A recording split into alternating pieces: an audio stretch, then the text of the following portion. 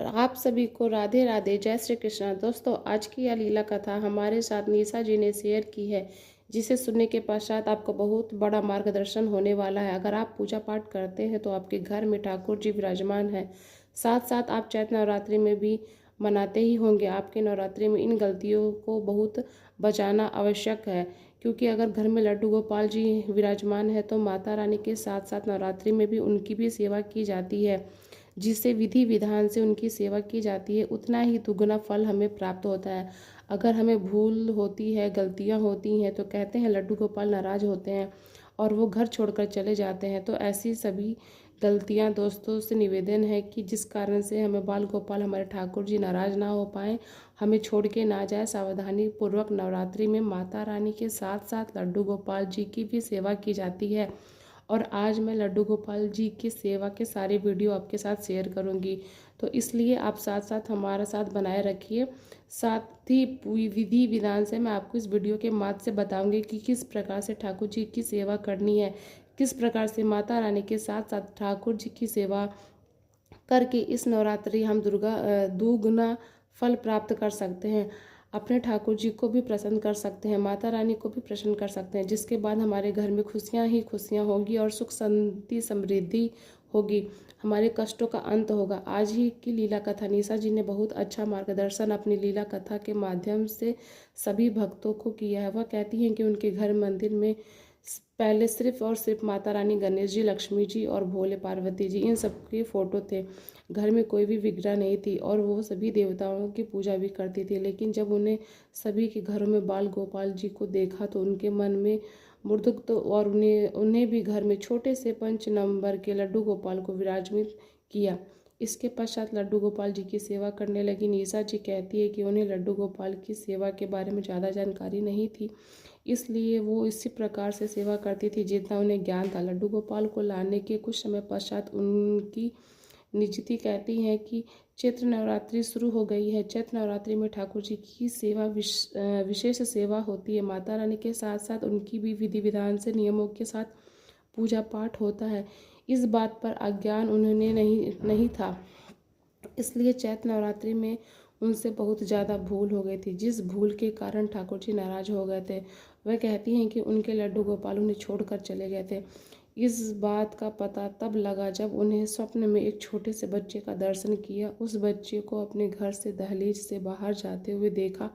निशा जी कहती हैं कि वह सब उस बच्चे को दौड़ता हुआ आवाज़ लगा रही थी, लेकिन वह बच्चा निशा जी की तरफ नहीं देख रहा था। निशा जी उसके पीछे दौड़ती चल रही थी, लेकिन एक बार भी उसने मुड़कर नहीं देखा। बस वो जाते जाते एक ही शब्द बोल रहा था, वृंदावन जा रहा हूँ, मैं वापस जा रहा हूँ, मुझे तुम्हारे साथ नहीं रहना।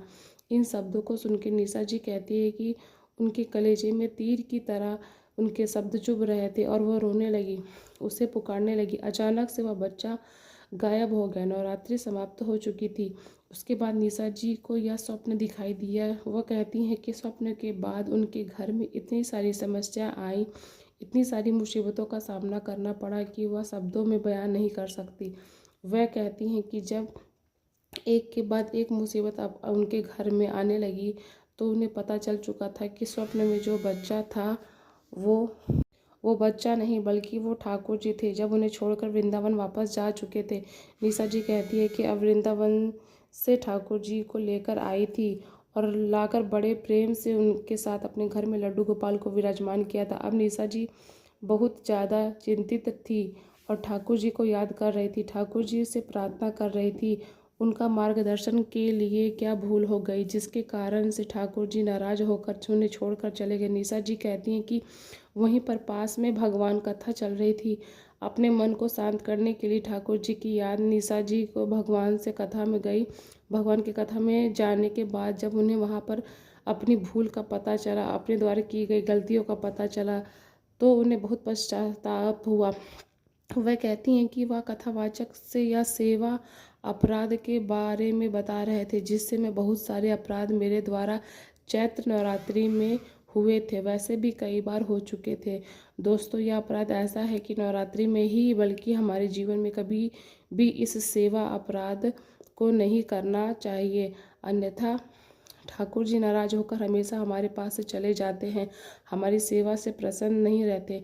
इसलिए ध्यान से सुनिए, यह सेवा अपराध क्या है, किन सेवाओं अपराधों को करने से हमारा बचना चाहिए। नवरात्रि में यह सेवा अपराध है, बिल्कुल नहीं करना चाहिए। अन्यथा हम अगर ठाकुर जी लड्डू गोपाल घर में विराजमान है, उसके साथ साथ माता रानी रुष्ट हैं, तो सबसे पहले नवरात्रि में ब्रह्मचर्य का पालन करना अत्य अनिवार्य है। अगर हमारा मन स्वच्छ रहेगा, हमारा शरीर पवित्र रहेगा, तो हमारी नवरात्रि का फल हमें पूर्ण रूप से प्राप्त होगा। और हमें अपने घर में कलश स्थापना करते हैं तो हमें ब्रह्मचर्य का पालन का सबसे पालन करना चाहिए और मन को तन को एकदम शुद्ध स्वच्छ रखना चाहिए। उसी के पश्चात हमारी सेवा स्वीकार होती है। अगर आप चाहते हो कि अखंड दिया जलाते हो तो आपको बिल्कुल शुद्ध और स्वच्छ का ध्यान रखना हो, ब्रह्मचर्य का पालन करना पड़ेगा। नवरात्रि प्रारंभ करनी चाहिए। अगर आप नवरात्रि में ब्रह्मचर्य का पालन नहीं करते तो यह सेवा अपराध माना जाता है और इसका घोर दंड हमें भुगतना पड़ता है। अगर आप नवरात्रि में या फिर वैसे भी कहीं मंदिर में जाते हैं, तो कहीं धाम पर जाते हो, तो कभी सावरी पर चढ़ जाते हो, अपने पैर से चप्पल पहनकर भगवान के मंदिर में नहीं जाना चाहिए। जैसे कि हमें किसी मंदिर में जाते हैं तो कुछ ही दूरी से पहले ही अपनी चप्पल उतार देना चाहिए। नंगे पैर भगवान के दरबार में जाना चाहिए। अगर हम चप्पल पहनकर नंगे पैर नहीं जाते हैं तो सवारी पर चढ़कर जाते हैं, यह सेवा अपराध के अंतर्गत है। अगर नवरात्रि में या फिर जन्माष्टमी पर कभी भी आप अगर ठाकुर जी की रथ यात्रा निकल रही हो या दुर्गा माता की रथ यात्रा निकल रही हो या देवी देवताओं की किसी की भी निकले, तो हमें उस वक्त रुक जाना चाहिए। हमें उनसे आगे नहीं चलना चाहिए, उनके में मिल के नहीं चलना चाहिए, सम्मिलित होकर चलना चाहिए। कुछ मिनट के लिए अवश्य ही रुक जाना चाहिए। इसके पश्चात श्री मूर्ति के दर्शन करके हमें प्रणाम करने चाहिए। अगर हम नहीं जा पाते या नहीं कर पाते, हम सक्षम नहीं हैं, भगवान की मूर्ति जा रही है, तो हमें ठाकुर जी माता रानी भोलेनाथ को देखकर हमें उन्हें देख कर प्रणाम कर लेना चाहिए, जो कि हम नहीं करते हैं। यह सेवा अपराध है, हमें यह अपराध नहीं करना चाहिए। जिनकी सेवा हमें आराध्य रुष्ट होते हैं, कभी भी झूठे मूर्ख से हमें भगवान के मंदिर में नहीं जाना चाहिए। झूठे मुख से ठाकुर जी के पास नहीं जाना चाहिए। हमने खाना खाया है, हमारा मुंह जूठा है, तो हमें कुल्ला करके ही ठाकुर जी के पास जाना चाहिए, मंदिर में जाना चाहिए। एक ही साथ कभी भी प्रणाम नहीं करना चाहिए, यह सेवा अपराध के अंतर्गत है। हमें दोनों हाथ से प्रणाम करना चाहिए, नहीं तो शीश झुका के प्रणाम कर लीजिए, सबसे अच्छी है। उसके बाद हाथ पैर सब कुछ साफ स्वच्छ हो तभी हमें ठाकुर जी को छूना चाहिए। जब हम कहीं परिक्रमा करते हैं या भगवान के सामने जाते हैं तो हमें कुछ मिनट के लिए रुकना चाहिए, उसके बाद फिर से परिक्रमा प्रारंभ करनी चाहिए। हम परिक्रमा करते हैं और भगवान के सामने आकर प्रणाम नहीं करते, बस सीधा चलते हैं, वही सेवा अपराध के अंतर्गत है। कभी दोस्तों भगवानों ठाकुर जी का मंदिर जहाँ पर हम सेवा करते हैं, हमें ठाकुर जी विराजमान हैं, उनके विग्रह के सामने कभी भी पैर पसार कर नहीं बैठना चाहिए। अगर कोई ऐसा करता है तो पैर पसार कर बैठना है तो उसे भी अपराध माना जाता है, उसे टोक देना चाहिए। क्योंकि ठाकुर जी के सामने या किसी देवी देवता के सामने हम उनकी तरफ पैर करेंगे तो मतलब कि हम उनको पैर दिखा रहे हैं, ऐसा बोला जाता है। किसी भी सत्संग या कथा कहीं भी जाएं तो ऐसा अपराध नहीं करना चाहिए। या फिर कहीं भी पूजा पाठ में जाए, जब सभी लोग बातें करने लगते हैं तो हमें बातें नहीं, बस उस कथा को सुनना चाहिए, क्योंकि वो सब कुछ सुनने से पॉजिटिव थिंकिंग आती है। हमें प्रसाद करके उनकी आज्ञा लेकर फिर वहाँ से निकलना चाहिए। ठाकुर जी के पास आकर भोजन ग्रहण करना चाहिए। जी की विग्रह के सामने कभी कुछ भी सेवा के समय झूठ नहीं बोलना चाहिए। वैसे हमें कभी भी झूठ वैसे भी नहीं बोलना चाहिए। जो हम सेवा करते हैं, सुबह सेवा, दोपहर की सेवा, शाम की सेवा, हमें कभी भी वहाँ पर बैठकर जोर से नहीं बोलना चाहिए। जिस प्रकार हमें ठाकुर जी की सुबह सेवा करते हैं मंदिर में बैठे बैठे, हमें फिर फ़ोन या किसी से बातचीत करनी नहीं चाहिए। ये सब बहुत अपराध है, अनगत है। ये ठाकुर जी का या फिर किसी भी देवी देवताओं का अपमान होता है। हमारा ध्यान सिर्फ और सिर्फ ठाकुर जी में होना चाहिए। कई बार ऐसा होता है कि हम ठाकुर जी की सेवा कर रहे हैं, कोई व्यक्ति हमसे मिलने आ जाता है तो हम ठाकुर जी का श्रृंगार करते हैं, उसके साथ साथ बात करने लगते हैं। ऐसा नहीं करना चाहिए, ऐसा सेवा अपराध माना जाता है, इससे ठाकुर जी भी नाराज़ होते हैं। तो देखो, सिर्फ बातों में मगन मेरी सेवा की और इसका ध्यान ही नहीं था। दोस्तों, कभी भी जब हम लड्डू गोपाल की सेवा करते हैं, उनके सामने हमें चिल्लाकर बात नहीं करना चाहिए, चिल्लाना नहीं चाहिए। ना ही हमें सेवा के दौरान जब ठाकुर जी की विराजित हैं तो घर में कला करना नहीं चाहिए, किसी को पीड़ा नहीं देना चाहिए, कभी किसी के भी हमें अनुग्रह नहीं करनी चाहिए।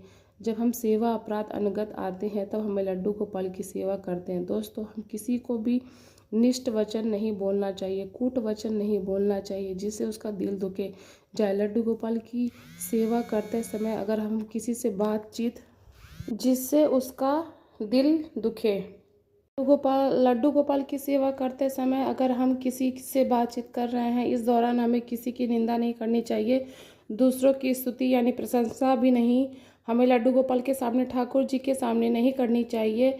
इससे हमें ठाकुर जी का अपमान होता है, क्योंकि हमारे ठाकुर जी सर्वशक्तिशाली हैं। उनके सामने हम किसी दूसरे व्यक्ति की स्तुति नहीं कर रहे हैं, किसी दूसरे व्यक्ति की प्रशंसा नहीं कर रहे हैं। हमारे ठाकुर जी से बढ़कर कौन है? यह सेवा अपराध के अंतर्गत आता है। कभी भी अश्लील बातों को मन में नहीं लाना चाहिए। सेवा के दौरान जब हम ठाकुर जी की सेवा करते हैं, उनके पास होते हैं, उन्हें भोग लगाते हैं, उस समय हमारे मन में, मस्तिष्क में गलत बातों की भावना नहीं आनी चाहिए। अंध वायु का त्याग नहीं करना चाहिए। बिल्कुल भी हमें मंदिर में बैठकर, ठाकुर जी के पास बैठकर हमें उनके बातों पे, उनकी भक्ति में ही लीन रहना चाहिए। उनकी शक्तियों, उनके मार्गदर्शन, उनकी भक्ति का ही मन में विचार लाना चाहिए। भगवान की सेवा पूजा करनी, देखिए, अच्छे अच्छे भोजन के चढ़ाइए, भोग लगाइए, अच्छी वस्तुएं, अच्छे कपड़े पहनाइए। हमारे पास जो है सब कुछ भगवान ने, ठाकुर जी ने हमारे ऊपर से भरपूर कृपा की है, हमें सब कुछ दिया है। लेकिन हम क्या करते हैं, ठाकुर जी को हम थोड़ा सा रूखा सूखा भोग लगा देते हैं, स्वयं पकौड़ी हलवा ये सब खाते हैं, सब अच्छे कपड़े पहनते हैं, लेकिन बाजार में जाकर ठाकुर जी के लिए सस्ते वस्त्र को देखकर खरीदते हैं, सस्ते आभूषण खरीदते हैं, स्वयं स्वच्छ पहनते हैं, अच्छे खाते हैं, अच्छे पहनते हैं। लेकिन घर में ठाकुर गोपाल विराजमान है, इसके लिए थोड़ा सा भोजन, थोड़ा सा पहनने के लिए, जिन्हें हम सब कुछ दिया है, उन्हें हम देख कर उनके लिए कुछ करते हैं, ऐसा करना सेवा अपराध है, अनगत आता है। अगर आप स्वयं अच्छा खा रहे हैं तो ठाकुर जी को भी वही पहनावा चाहिए, वही भोग लगना चाहिए। हमारे घर में लड्डू गोपाल जी विराजमान है और हम कुछ खा रहे हैं और ठाकुर जी को हमने उनका भोग नहीं लगाया, उसने पूछा तक नहीं, यह सेवा अपराध के अंतर्गत है। हमें ऐसा कदापि नहीं करना चाहिए। अगर हम कुछ वस्तु खाते हैं तो सबसे पहले हमें भगवान को भोग अर्पण करना चाहिए। घर में जो विग्रह विराजमान है उनसे अनुमति लेनी चाहिए, उसके पश्चात ही वह प्रसाद के रूप में पाना चाहिए। शीत ऋतु अलग अलग फल आते हैं, हमें हर ऋतु में फल को ठाकुर जी का लाकर अवश्य भोग लगाना चाहिए। दोस्तों, कोई सा भी फल आदि मिठाई हो, अगर भोग थोड़ा लगाकर भगवान को नहीं चढ़ाया जाए, यानी भगवान को जो फल है वह फूल चढ़ाना चाहिए, काट कर नहीं चढ़ाना चाहिए। जब लड्डू गोपाल विराज होते हैं तो हम मंदिर में बैठते हैं तो कभी भी उनकी तरफ पीठ करके नहीं बैठना चाहिए, ऐसा अपराध है।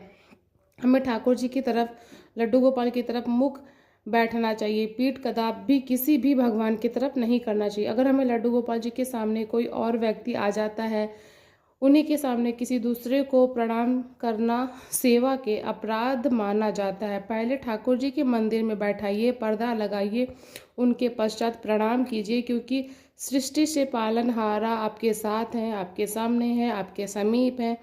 आप उनके सम्मान करिए, प्रणाम करिए, सेवा के, उनका अपमान नहीं, किसी भी प्रशंसा का, लोकपात का मन में भाव नहीं लाइए। आप किसी भी सामने प्रशंसा को स्वयं कर रहे हैं, सेवा अपराध कर रहे हैं, देवी देवताओं किसी की भी धर्म या निंदा करना, ये सब सेवा के अपराध है। महादेव के किसी आराधना या माता रानी, जो भी आप किसी भी देवी देवताओं में रुचि रखते हैं, तो आप सभी के समीप, उनके सामने बस उनकी ही भावना, उनकी ही भक्ति की बातें करिए। आप ठाकुर जी के भक्त लड्डू गोपाल जी की सेवा करते हैं तो 32 सेवाएं अपराध आपको भूल के भी यह 32 सेवाएं अपराध नहीं करने चाहिए। चैत्र नवरात्रि में तो अपराध बिल्कुल भी नहीं करना चाहिए। ऐसे छोटी छोटी 32 बातें हैं जो भगवान श्री कृष्ण में, उनमें माँ काली का भी अंश है, इसलिए चैत्र, देखिए जो लड्डू गोपाल है उसमें माँ काली का भी थोड़ा सा चैत्र नवरात्रि में उनके अंदर अंश आता है। ठीक है, माता रानी के साथ साथ अगर लड्डू गोपाल भी विराजमान है तो बड़े विधि विधान से उनकी सेवा की जाती है। सभी नियमों का पालन करना अनुसार ठाकुर जी की सेवा की जाती है। चैत्र नवरात्रि का दुगुना चौगुना फल प्राप्त होता है। कोई भक्त ऐसा करता है कि कलश स्थापना करता है, ठाकुर जी को अलग मंदिर में बैठाते हैं और उन्हें भी जैसे जैसे वह से पहले सेवा करते थे उसी प्रकार सेवा करें। चैत्र नवरात्रि में कोई विशेष सेवा नहीं होती। यह सेवा अपराध के अंगत है क्योंकि चैत्र नवरात्रि में भी ठाकुर जी के लिए बहुत विशेष है। माता रानी के साथ साथ उनकी सेवा होती है और इन सबका वीडियो में आपका साथ शेयर करूंगी। हमारे साथ अवश्य ही बने रहिए। निशा जी कहती है कि उन सब बातों का 32 सेवाओं अपराध का भी ज्ञान इसी चैत्र नवरात्रि में कथा के दौरान हुआ। लड्डू गोपाल का साधारण स्नान कराना, साधारण भोग, विशेष सेवा प्रदान, कलश स्थापना के बाद उनकी सेवा करते करते सबसे फ़ोनों पर बात करती थी। जब भी उनका श्रृंगार करती थी उनका पड़ोसन व्यक्ति आ जाता था तो उनके साथ बातचीत करने लगती थी। ठाकुर जी का भोग लगाते रहती थी, ठाकुर जी का श्रृंगार करती थी, ठाकुर जी को इत्र की सेवा करती थी। सारी सेवाओं के बारे में नहीं पता था कि बात करते वक्त ये सब काम नहीं करना चाहिए। उन्हें ज्ञान नहीं था, इसलिए कहते हैं कि पूजा करते वक्त मन को मौन रहना चाहिए क्योंकि मुख से कोई ना कोई शब्द ऐसा निकल जाता है जो स्वयं की प्रशंसा या किसी दूसरे की निंदा होती ही होती है। हमें ठाकुर जी की सेवा करते वक्त, पूजा पाठ करते वक्त मौन रहना चाहिए। सिर्फ और सिर्फ हमारा ध्यान ठाकुर जी की ओर होना चाहिए, गोपाल जी की ओर होना चाहिए। निशा जी कहती हैं उसने काफ़ी सारी भूल हो गई है। उसके पश्चात लड्डू गोपाल उनसे नाराज होकर उनके स्वप्न में आते हैं। जो जाते हुए वृंदावन दिखाई देते हैं। अब ठाकुर जी उनके घर में विराजमान नहीं है। हम लड्डू गोपाल को वृंदावन लाते हैं तो हमें प्राण प्रतिष्ठा करने की आवश्यकता नहीं होती, स्वयं ही जगत के होते हैं। निशा जी के भूल के कारण ठाकुर जी उनसे नाराज हो गए थे। काफ़ी सारी समस्याओं का सामना करना पड़ रहा था। उनके साथ घर में काफ़ी सारी समस्या आने लगी थी। निशा जी कहती हैं जब उन्हें भगवान की कथा में इन सब बातों का पता चला तो उन्होंने अपनी गलती का पश्चाताप हुआ। उन्होंने ठाकुर जी से माफ़ी मांगी, वृंदावन जाने का प्रोग्राम बनाया। वो कहती हैं कि अपने हस्बैंड के साथ दोबारा वृंदावन गई, बांके बिहारी जी के दर्शन किए, वहां जाकर ठाकुर जी से माफ़ी मांगी, उन्होंने वापस साथ चलने के लिए कहा, उनसे प्रार्थना की। वह संकल्प लेती हैं कि वह 32 सेवा नियम हमेशा अपने जीवन में अपनाएंगी। वह कभी भी 32 सेवा अपराध नहीं करेंगे, सच्चे मन से ठाकुर जी की सेवा करेंगे। नवरात्रि में ठाकुर जी को विशेष सेवा प्रदान कराएंगे, नित्य नियम से उनकी सेवा करेंगी। उनके पश्चात निशा जी कहती हैं घर आने के बाद वह नित्य नियम ठाकुर जी की सेवा करने लगी। उन्हें 32 सेवाओं का ध्यान देने लगी, उन पे ध्यान रखने लगी, उनका भोग आदि में परिवर्तन करने लगी। काफ़ी दिनों तक ठाकुर जी की सेवा की और जब अगले नवरात्रि आए, नवरात्रि में पूरे विधि विधान से माता रानी के साथ कलश स्थापना करते हुए, अखंड दीपक जलाते हुए, नित्य नियमों से 9 दिन ठाकुर जी की 9 भी सेवा की। प्रसन्न होकर लड्डू गोपाल जी ने दोबारा से उन्हें अनुभव कराया।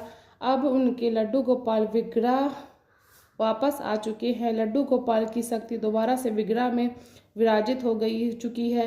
धीरे धीरे घर के सारे कष्ट संकट सब दूर हो गए हैं। घर में सुख शांति समृद्धि वापस आ गई है। तो दोस्तों 32 सेवाओं का अपराध जो सिर्फ नवरात्रि नहीं बल्कि हमारे जीवन में भी अपनाना चाहिए। इन अपराधों को करने से बचना चाहिए, उससे हमारे ठाकुर जी की कृपा प्राप्त होती है, ठाकुर जी का आशीर्वाद प्राप्त होगा। अगर आप विग्रह विराजित करते हैं तो पूरे नियम से साथ आपको सेवा करनी पड़ेगी, अन्यथा आप प्राण करने के लिए ठाकुर जी या किसी भी आराध्य देवी देवताओं की फोटो लाकर अपने मंदिर में लगा सकते हैं, लेकिन हम श्री विग्रह लेकर आते हैं तो हमें उनकी सेवा करनी पड़ती है। भोग लगाना, स्नान कराना, नियमों का पालन करना पड़ता है। सभी बातों का ध्यान रखना सबसे जरूरी नियम है। चैत्र नवरात्रि है, ब्रह्मचर्य का नियम, अगर आप इस नियम का पालन करते हैं तो आपके चैत्र नवरात्रि व्रत प्रारंभ करना चाहिए।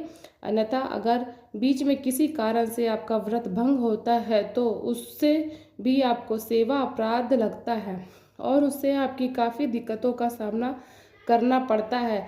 दोस्तों हमारे साथ बने रहने के लिए निशा जी द्वारा दिए गए इस मार्गदर्शन की कथा लड्डू गोपाल के बारे में सुनने के लिए, 32 सेवाओं के अपराध के बारे में जानने के लिए ठाकुर जी अपने भक्तों तक ये बात पहुंचाने के लिए, कृपा प्राप्त करने के लिए नियमों को अपने जीवन में अपनाएं, ठाकुर जी को प्रसन्न करें, अपने घर को सुख शांति से भरे और लड्डू गोपाल के भक्तों तक ये वीडियो ज़रूर पहुंचाइएगा। बाकी जो भी लड्डू गोपाल भक्त है उनको इस बातों के बारे में ज़रूर बताइएगा। 32 सेवाओं का अपराध करने से बचिएगा। ठाकुर जी को प्रसन्न होकर अपने आशीर्वाद प्रदान करने के लिए चैत्र नवरात्रि प्रारंभ होने वाली है। किसी प्रकार से आपको ठाकुर जी की और माता रानी की सेवा करनी है, कलश स्थापना करनी है, किस प्रकार से आपको डेली लड्डू गोपाल का स्नान करना है, यह सब वीडियो मैं आपके साथ शेयर करूंगी। इसलिए हमारे साथ जुड़े रहिए। इसी कारण के साथ लड्डू गोपाल का ध्यान रखिएगा। राधे राधे कृष्णा। लड्डू गोपाल की कृपा सभी भक्तों पर बनी रहे। इसी के साथ मिलेंगे हम अगले वीडियो में, और चैत्र नवरात्रि की सेवा विशेष रूप से अगले वीडियो में आपको बताई जाएगी। और अपने लड्डू गोपाल को प्रसन्न करने के लिए उन पे ध्यान दीजिए। जो भी आपके पास, ये नहीं है कि आपके पास फल नहीं है तो हम क्या भोग लगाएं, हमारे पास इतना पैसा नहीं है।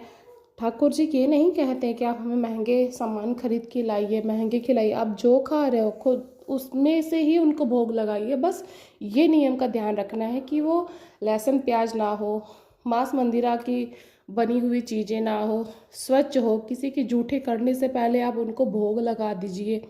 ये सब नियम होता है, ये सब नियमों का पालन करिएगा। सच में सभी कृष्ण भक्तों, लड्डू गोपाल के जितने भी भक्त हैं, लड्डू गोपाल के जीवन में आने से जीवन बहुत बदलती है, बहुत बदलता है। सारी दिक्कतों का भी कष्ट जो है वो धीरे धीरे कटता है। हाँ, ये बोल सकते हैं कि एक बैग नहीं कटता, पर धीरे धीरे जीवन में बहुत सारी परिवर्तन आती है। आप सेवा करो, बस ये है कि मन में भाव होना चाहिए कि भाव से आप करो। बिना भाव के करोगे आपको कुछ नहीं। 5 मिनट लिया, 5 मिनट का पूजा में टाइम दे देते हैं, जल्दी जल्दी किचन में काम है, ये काम है, वो काम है, ऐसा काम है। बाकी काम के लिए तो हम लोग पूरा टाइम देते हैं, बस भगवान की पूजा के लिए, उनकी सेवा के लिए हम लोग टाइम नहीं देते हैं। क्यों? लेकिन हम लोग को उनके लिए भी टाइम देना चाहिए। हाँ, अगर आप सुबह बहुत बिजी रहता है, बच्चों का, किचन का, ऑफिस, लंच, हस्बैंड का, तो सारे काम निपटाने के बाद आप करिए। या फिर प्रातः काल उठ जाइए, ब्रह्म मुहूर्त में जो आपका डेली रूटीन है उससे आधे घंटे पहले उठ जाइए। नवरात्र भर आधे घंटे पहले उठ के सारी सेवाएं विधि विधान से पूजा पाठ 1 घंटा पूजा में आप अपना दे दीजिए।